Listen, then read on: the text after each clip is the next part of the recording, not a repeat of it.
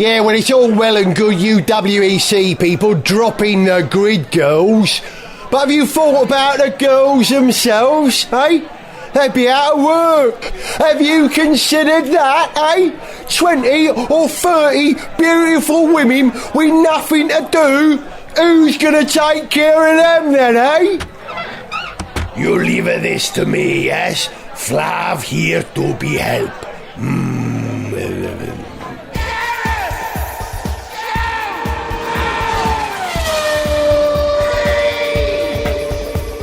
Hello, welcome to Gareth Jones on Speed. He's Zog. Hello. He's Richard. Hello. And I'm guessing that you're probably rather like us if you're listening to this. You're probably a car person. Anyone who listens to this programme who isn't a car person, probably not going to get what they need from a podcast, are they? They probably haven't worked out how to use their podcast catching device properly. Yes, they're looking for Gardener's Question Time and they've got us. Not that we're in Results. the same category.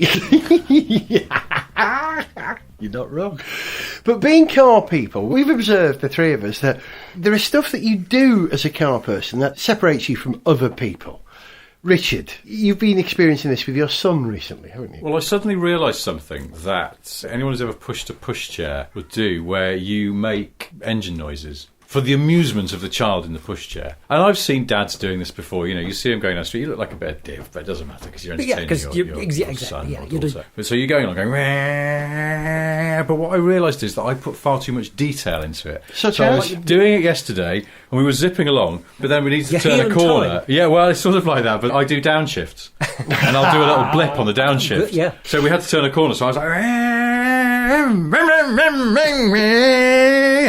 and get quite detailed on the gear changes. As you should. You might even bump a limiter a couple of times. Your son will do well from that. I was trying to work out if I could maybe do a bit of anti-lag or something like that, if that's maybe getting a bit too complicated. But yeah, I realised I was doing the downshift stuff and the blip on the downshift without even realising I was doing it. It just sort of seemed like it was normal to me. And I suddenly thought... Came naturally. I bet there's a lot of dads who aren't doing that because they're normal. But there's me going... Well, do you do the pop release valve as well, the overboost? I could do a bit of dump valve, couldn't I? Also, I don't know whether maybe before I start off I should just do Is it a turbo, a sort of traction control hold on the throttle. So before we set off, I'll just be outside the house going... And then we'll be off.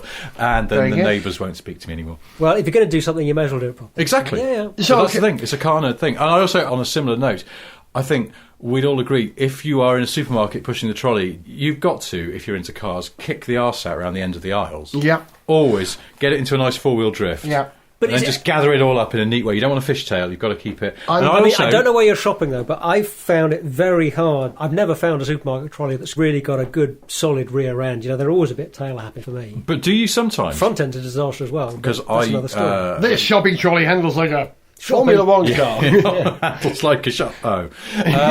No, I sometimes do. It depends the layout of the supermarket, but the one I go to most often, because we live in North London and we're terrible, wasteful people, I like fizzy water. I know it's ridiculous. Water comes out of the tap. No, it's ridiculous that you buy that stuff. I know, but I do. I'm sorry. Giving a hard I like time for that. fizzy water. I'm now over it. Please continue. I have no excuse. Kidney stones. You don't, you're right. What? It'll give you kidney stones. Really? Yeah. High mineral levels in mineral water is resulting in increased example of kidney stones. I drink a lot of stuff. Sorry about that. The water that comes out of taps in a lot of places, including in my house, is a bit murky and disgusting. So we did have one of those water filter things and it broke. So I just buy bottles of fizzy water, but they come in a big 4-pack, very heavy. But I experiment sometimes with where I put it in the trolley and what it does to the weight distribution. If you've got a full trolley, it's the last aisle before you get the till.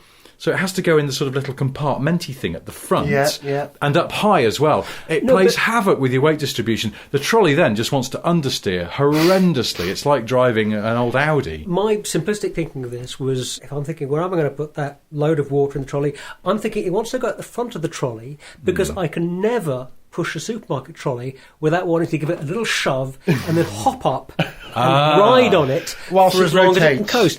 And the thing is that you've actually got to tilt your upper body a fair way over the rail, usually, to prevent the shopping trolley tipping backwards. Yes. So you want weight in the front of the trolley in order that you can actually successfully coast halfway down the aisle. I came horribly a cropper doing that once. Really? In a supermarket car park, after possibly some drink had been taken, and we found some old trolleys. Back in the day when they weren't always chained up, and we were racing trolleys around the car park. Well, you would. and there's one of those little That's a car person. just a not even a semicircle, but just one of those drainage gullies, and I sort of went into that at a bit of an angle and went over sideways. No but suspension, so really you won't cracked my cope with arm, that. and it was. I remember being, I can't remember if it was in New Zealand or the States or somewhere in the last 5 years, and we were shopping in a supermarket, and the trolley had a switch on it which would lock the front wheels straight forward. What? Yeah. Why would you do that? Oh, I see. Then you just steer from the rear. Yeah. So rear wheel steer, or when you need extra manoeuvrability, you release that, and the whole thing will now shopping trolley. Well, that's If that is interesting a verb. because Okay. Is that a verb? a lot of US shopping trolleys, in my experience, don't have rear wheel steering. They only steer at the front. Now, that makes them quite pointy, makes them quite good on the turn in, but it means you can't kick the back out to drift it through an end of aisle. I feel Oh, an okay, autocar okay. Christmas Yeah. review special coming on of this. That would be perfect. I was thinking that there was something completely wrong with this. Somehow your American trolleys would be handling better than the European trolleys, which somehow wouldn't That's be. wrong. I think Yeah. the handling is potentially tidier, particularly unladen, because they also seem to have quite rubberised wheels. So you're going into your classic hairpin round one aisle into the next, and you chuck it in. You've got a very aggressive front end turn, but then it's very grippy at the back. So you've got to lean on that grip, and you can almost get them onto two wheels by doing that. So they'll kick up an inside back wheel like a classic hot hatchback. You don't But it's want a to get very wheel different off the handling ground. style to There's no your suspension British to put trolley. it back Okay. down. You just Bit of a fight challenge. Well, that's the thing. Yeah. They're But I very, like the it's sound of almost it. like I they like- are. They're kind of quite solidly suspended. Well, they're very solidly suspended. As a car person, other things that we do as car people, I've noticed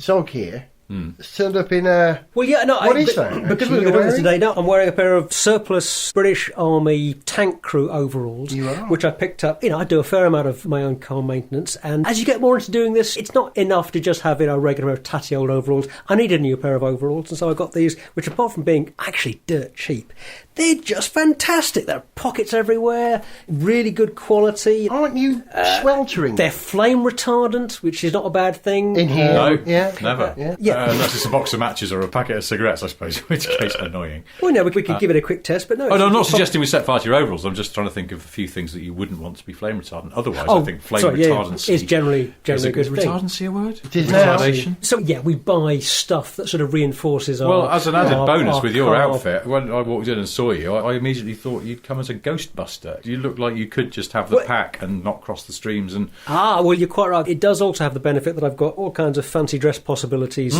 Coming off next fancy dress party could be Ghostbusters, could be flight crew as well. Be 'cause Andy actually Green. these are rather like Yeah. could Yeah. be flight crew overalls. Yeah. I could just add another couple of bits and just go as Be a Dyna Rod man. tanker. I could. Oh, It's always stretch. could be a bit sort of sci-fi crew of maybe the Nostromo, Yeah. the ship in Aliens. Yeah. That Oh, kind yeah. of Very sort of workmanlike shadow- outfit. exactly. Do you know what I do So, as a car totally nut? recommend this. When I'm walking around the house here, I take the racing line. oh, yes, always. Of course you do. You plot the perfect apex, even when I'm on Well- the streets, you know. Yeah. Talk about racing line. One thing that I've been doing recently in the car, which is definitely a car nerdy thing. There are some trips where I'm just trying to drive as smoothly as possible. I'm just trying to do a Yes, we all do that. just make a real effort to make all of the journey, every part of it, just smooth. Nothing sudden, nothing sharp, efficient. Have you got one of those wristband bands that Precise. just says, "What would Alan Prost do?"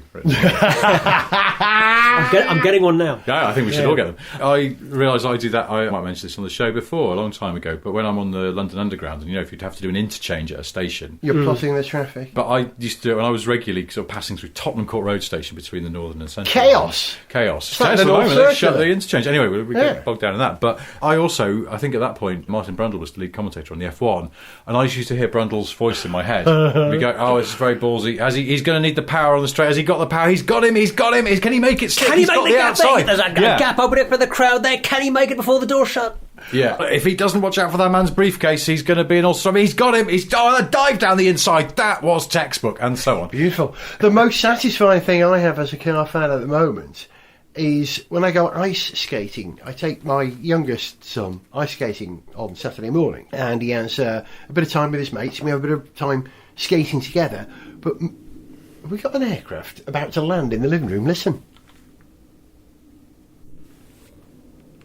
Alien That invasion? is definitely an aircraft. Yeah. If it gets I had really a loud. really weird plane don't- last night going over mine in the middle of the night. Zeppelin? No, it seemed to reverberate for a lot longer. It was far away, very high up, I think. But it sort of went, and then again. It was like it wasn't diminishing. I mean, the West London aircraft sounds we get, there are the aircraft going into Heathrow when the wind is in a certain direction, certain times of day, so you get that, that's a regular thing. And then you get two kinds of helicopters. You get the police helicopters, which sound one way, and you get the Chinooks. Oh, the Chinook. I mean, two. Yeah, that's the Chinook. Do you hear Chinooks in West London then? Yeah, I was over in Marlow a couple of weeks ago, and two went over. Two Chinooks went over together. Fantastic. We haven't got there a must test to be. do. I mean, there must be some regular transport corridor between maybe one barracks and another, because you hear them regularly. We're just by Putney Bridge. So, as I was saying before we started talking about helicopters, a valid part of the conversation. When I go ice skating with number 2 son, we play Indy cars because it's an oval. And so I'm actually skating whilst in a sort of driver position with my hands held out in front, holding an invisible steering wheel, as is number 2 son and his 2 mates, 3 mates sometimes, and we race round what is an oval circuit. I take the inside line. Do you draft? I was going to say, how fast does it have to be going round an ice rink before you actually get a drafting effect? We'll never know, but I aim to find out next week. Good luck. And here we go at the Arsonville Super Speedway. The first oval round of IndyCar 2015 gets underway. And Helio Castroneves makes an incredible start as he performs a double salto into the first corner. And here's Danica Patrick and Patrick Carpentier together now. A jump, a triple twist. Oh, and what a landing! And here's the part everyone's been waiting for, the return of Juan Pablo Montoya, energized by a new sponsorship deal with Pizza Hut. And, oh my goodness! Yes, sir, the ice is broken beneath him again. Step Petrol! With Gareth Jones on speed! Just seeing Zog here in his military overalls stimulated a conversation about tanks a little earlier on, and Zog's been hiding a fact which we'd like to welcome Violet Bill into the programme for Zog to reveal on the show. Hi, Pete. Nice to have you back on the show.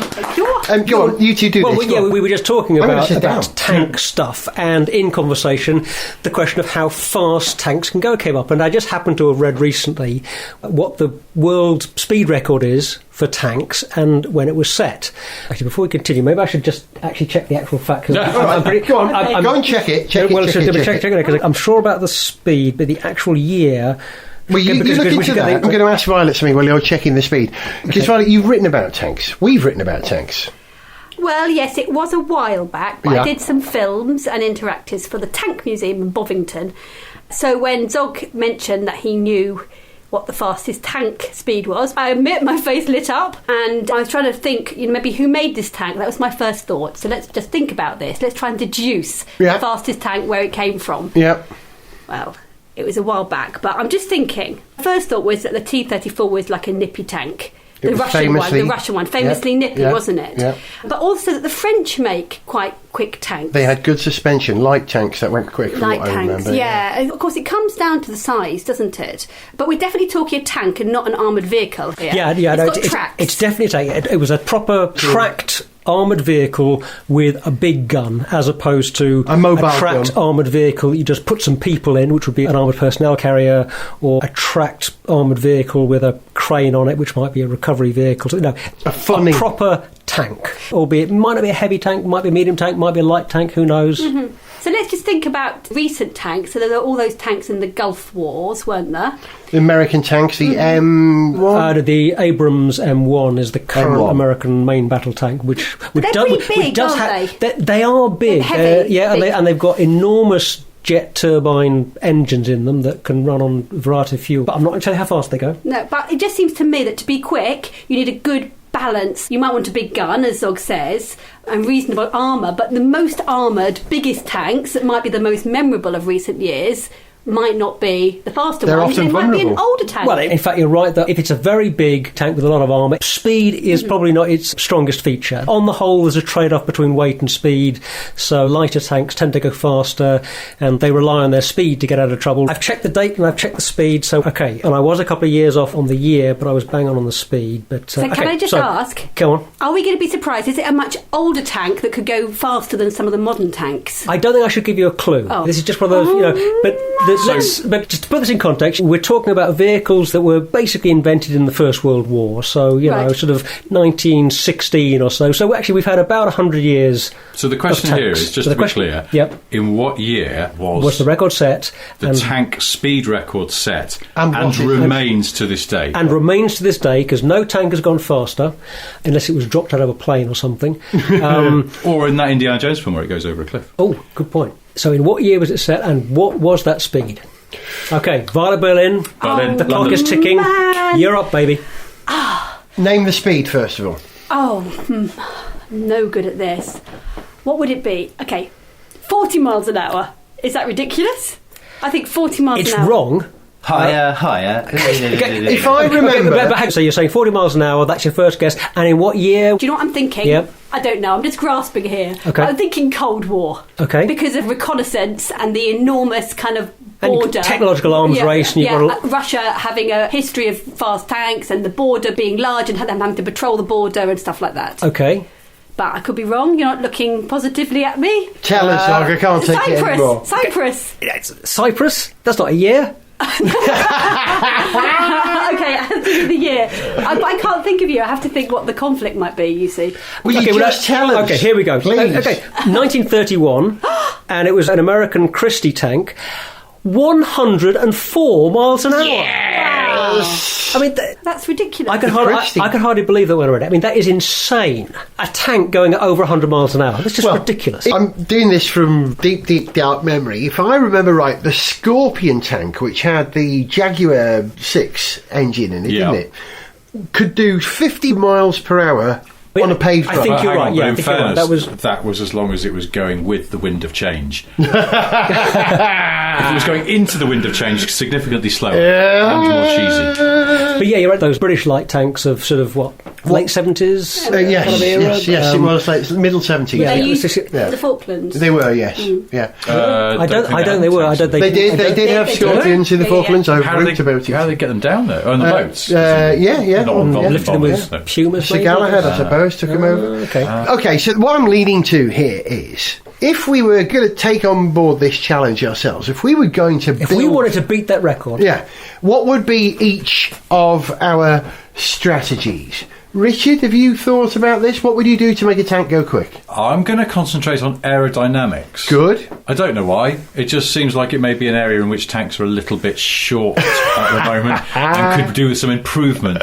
What No, you're I proposing like is the something, way you're thinking there. That's something that very- looks like thrust SSC, a very long, pointy thing, but with tracks at the back. I'm thinking just sort of egg shape. Okay, bit blunt, but these sort of speeds, still a bit blunt. A long egg. Well, a goose compared egg. to a tank, well, Which is one of, bluff. next to Yeah. a barn door is one of the bluntest objects I could think of. Yeah. In general. Yeah, they're not designed to be slippery. They're pretty boxy, solid. I would tackle solid it things. with gearing. You build it light. First of all, if it's going to go quick, you've got to build it light. So you've got to take some of the armour off.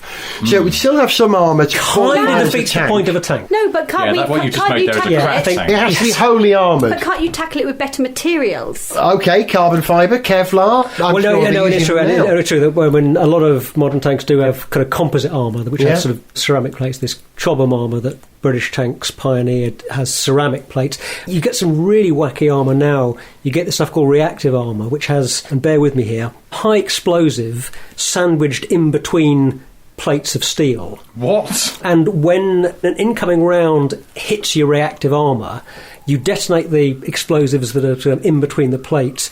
And long story short, the interaction between the sort of relatively small explosion in the reactive armour disrupts the incoming projectile. Great. So if you were standing Spreading next to energy. it, you're not going to come off very well. If you happen to be outside the tank, standing next to the bit of reactive armour that gets hit, you're not going to come out of this very well. But if you're inside the tank, Good it's place to much, be. much better Really? than this incoming round I actually would hitting find the it armour. hard to and relax and it's inside lighter a than tank kind of sticking 12 like inches that. of steel. If I got into a tank and then someone from the army went, I tell you, the thing about this tank that's interesting is the armour is really wacky.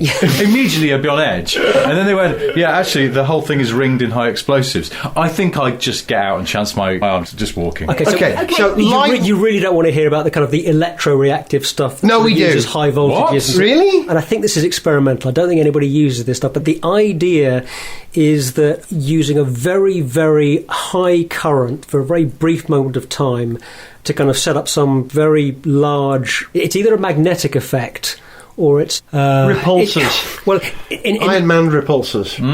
It disrupts the energy of the incoming projectile in some way, and the whole system, I think it just ends up being a lighter system than, let's say, this reactive armour or other stuff. So basically it's a way of messing with the incoming projectile. Okay, so let's assume you're not using any of those sophisticated armour techniques. We've got minimum lightweight, future composite material armour to keep the thing lightweight. I still think you're cheating. No, I think you're cheating. I think you've got we steel need armour. to have this fantastic armour, don't we? Why wouldn't we have the Well, fantastic no, armour? Well, wait, is this a production tank record or is it like a prototype experimental tank? I think it's probably Tank Libra. Can I raise it? I'm going to go back to basics here. I'm saying, you take your tank, you just put the biggest engine you can possibly fit into it, Yeah. and then you do everything you can to reduce the friction all through the drivetrain. All right, so you do away... I'm guessing that a tank, there's probably quite a lot of losses in the friction in the gearbox, and a tank track is a brilliant thing for getting across rough ground. Well, what I was but trying it's to not brilliant for low suggest, friction. you do away with half the wheels supporting the track, right? Because it's only going to run once to break the land speed record. So you have Twice, because you've got to go both ways. Yeah, okay, once in both directions. Yeah.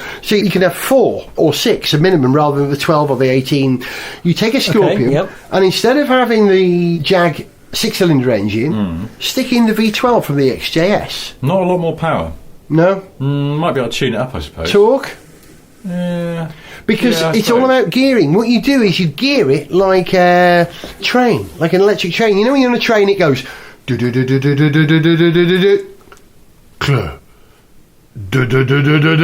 know, there's a huge Your gulf. acceleration isn't so great, but your ultimate top speed is It's a pretty long good. runway. Like one of those bicycles that does the...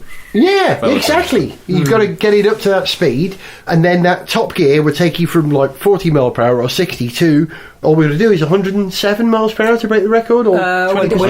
105 would do it, wouldn't it? 105 would do it, wouldn't it? Yeah, Right. as long as your error bars are small enough. Oh, hang on, I've got a practical question here. The tank, as a piece of military hardware, is on the way out, isn't it? They're not. Yeah. They're not relevant. Oh, to hang on. warfare. Good question. Wow. Oh God, right under The cannon. manned tank is on the way out. The unmanned it's vehicle. the unmanned vehicle, Yeah. but actually is controversial because a tank crew is pretty fundamental to the operation of a tank. So if it's not got people in it, it's not really a tank, then is it? It's more like a sort of wheeled drone type thing. Well, Yeah. Well, But actually, the tank with but- people in it is on its way out. So what I'm thinking is that potentially the chance to break this record is slipping away. Disappearing. It could be we no longer have manned tanks, and the record will stand as it has done since 1931. So we need to get cracking. We need on to this. get cracking if we're going to do We this. can club together a Yeah. Challenger or something. And Well, then if- tune it if- up. Oh, they're going to be selling them off pretty soon. So If we don't do it, can I suggest that somebody out there goes for the world tank land speed record? I reckon it could actually be done. And if you are going to do it, let us know, because we'll come and do it with you. oh yeah, we're up for Well, it. we'll come and watch. Committed as ever. I actually think it's Zog's destiny.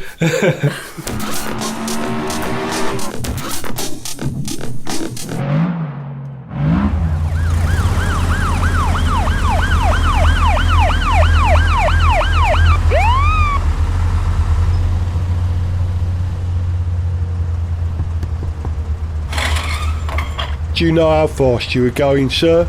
No, sorry, officer, I don't. My tank doesn't have a speedometer. Well, I'll tell you, sir. 105 miles per hour. Oh, crikey, is that a record? I don't know.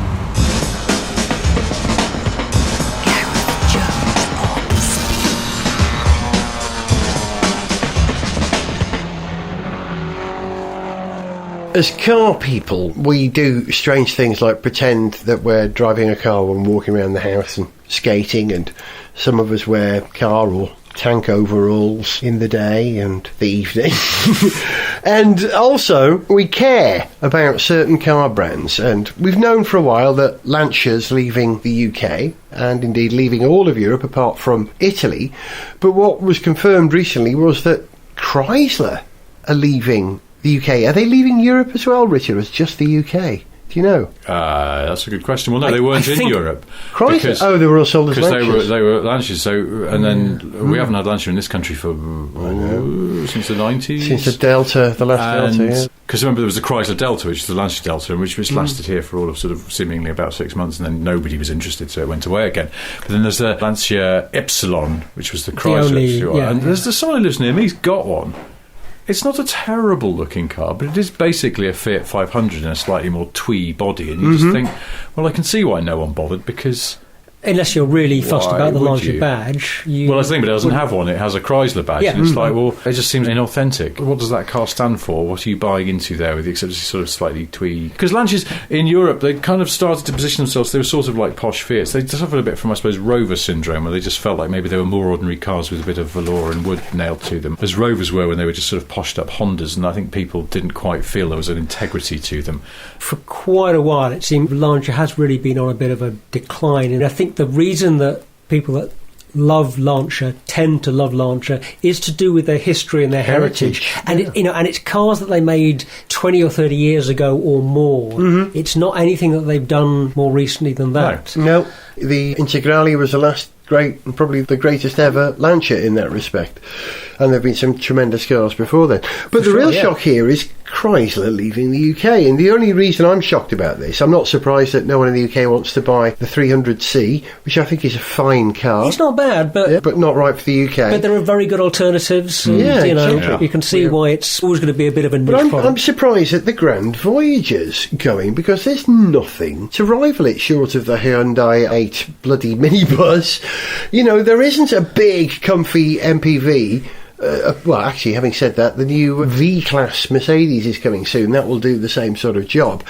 But there are very few rivals. Surely Chrysler could sell to the taxi firm who provide the cars for The Apprentice, at least. Surely that would keep them going. Well, even that, the last series of The Apprentice, I could never work out if they were reusing shots or if, as it seemed, that Chrysler just couldn't even be bothered to put the work in to supply a fleet of brand new cars because it was more expensive than it was worth, and the whole fleet was sort of mishmash of 2 and 3 year old cars they probably just found around the back of their head office.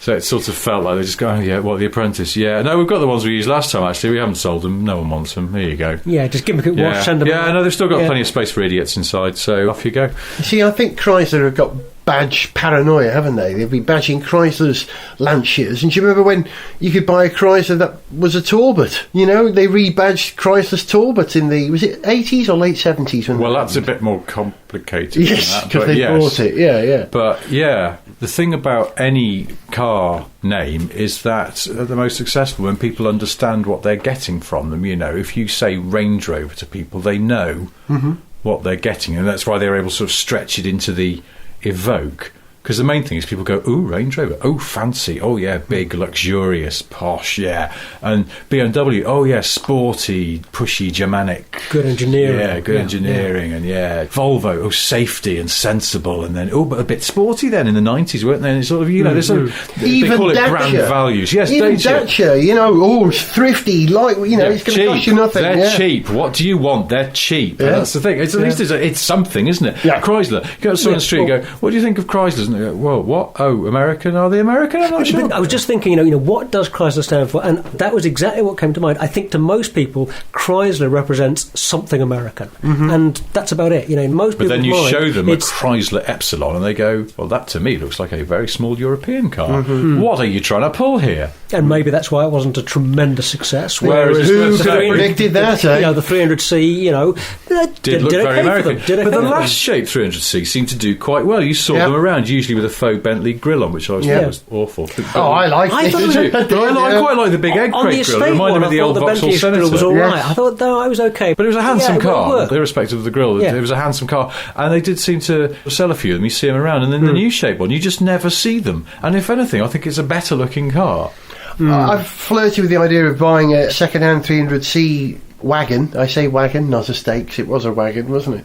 Which I always thought was a supremely cool, quite rock and roll car. I like that about it. But not as rock and roll as in the US, where it was called the Dodge Magnum. That's right. What a name. There's no way you could sell a car called the Magnum over here. Is it, Well, people go, what flavour is it? Is it going to melt? Is it going to melt in the sun?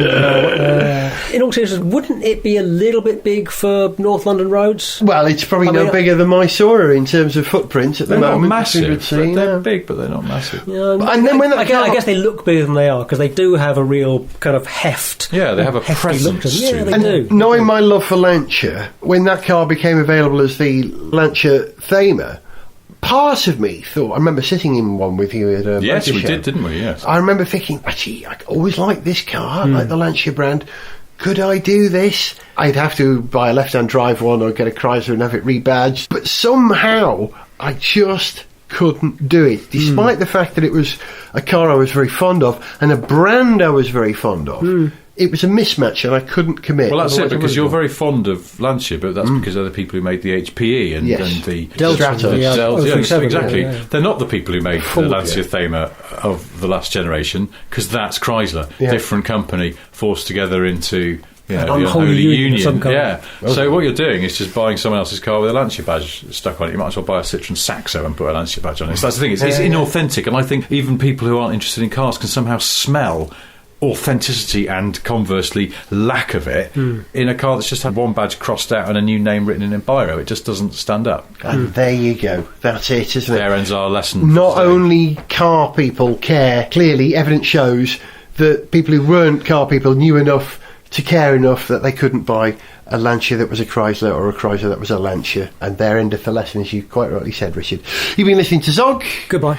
To Richard. Goodbye. And I was Gareth, going to leave you with a tune. This is a song that I've written about 24 hours motor racing. We're talking Le Mans, we're talking Daytona, we're talking Spa, we're talking The 24-hour Dubai, Dechauveau race that in the one. UK, of Yeah. course. Let's not forget that. There's plenty of 24-hour racing, which requires you staying awake all night. Sounds to me like a Talking Heads song. So here's something I wrote in the style of Talking Heads called 24 Hours of Racing, Gonna Stay Awake All Night. Enjoy. See ya.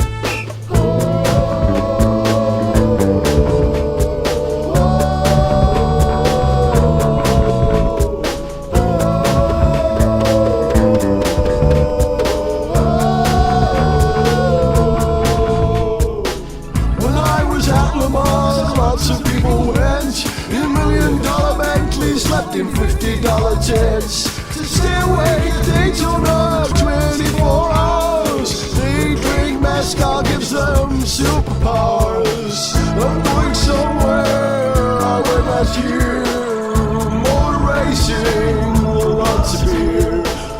all get messed up, don't know where we are. 50,000 Brits lost in classic Jaguar. And we're all here to watch your motor race. I think I'm in the right place. Ooh. 24 hours racing sounds alright. 24 hours racing, gonna stay awake all night. To send us an email, see pictures, get song lyrics, join our Facebook fan site, follow us on Twitter, or to find out about sponsorship opportunities, go to garethjones.tv.